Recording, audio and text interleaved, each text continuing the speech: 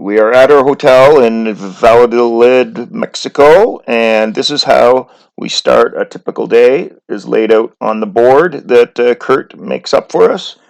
And this was the biggest, longest day of the tour. Sure. So where did the word yucatan come from? Anyone know? The plants? That's a really good guess, actually. That's what I was going to guess. Dan? How would you say? From the yucca plant. That's Some the parts chicken. of it, some parts of it. I love that, but there is no yucca. No, I exactly. Oh, tiny baby in the front. Sorry. That's okay. There's a couple theories about how the word originated, because it originated so long ago. But it's thought, and correct me if I'm wrong, but it's thought that when the Spanish arrived, they were trying to communicate with the Maya, and of course there was totally, no cross language at all. And when they asked, what is this land? What do you call your land? They said Yucatan, and which means, what are you saying? That means I don't understand. I don't understand. It's pretty much the same. And it was under the Cordoba in 1517, supposedly. And this history of the Yucatan word. It's related in some letter from Hernan Cortez and some chronicle of this mystical land.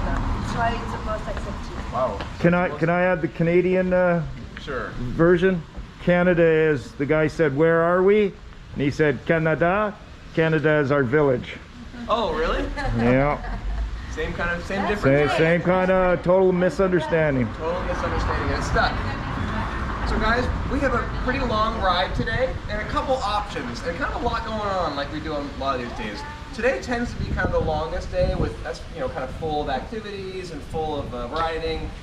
So we're going to kind of play it by ear with how long it takes us to do the ride, because the Coba ruins closes kind of early, and this is the only ruin that we're really going to see that during the day and not in the morning. So we have to get there by a certain time, right? What time do we have to be there? Well, we have to be there early enough to get lunch and then go to the ruins. Okay, and the ruins close. And we're also going to lose an hour today because we're crossing over from Okay, Central. so it's 9. time. It's We have to thinking like we are do it in maybe 9. 5 hours.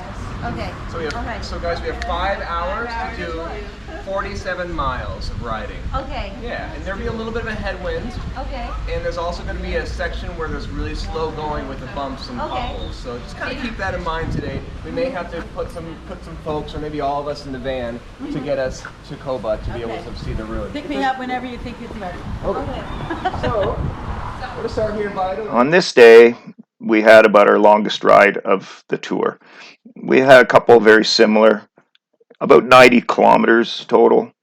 And halfway through the ride, I got the pleasure of riding through one of these amazing little Mexican towns again. It was one of the things I was looking forward to most, is riding through and seeing all the amazing sights. Of course, there's a lot of poverty, but I didn't see anyone starving to death. And for the most part, they were very friendly and quite happy.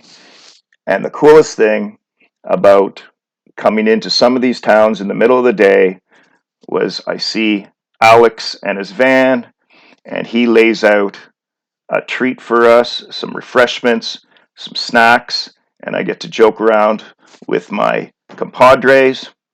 But Renee will remember this is also where the playground that I found these 3 beautiful little girls, and I freaked them out a little bit because I had no shirt on, I was sweating, and I stuck a camera in their faces.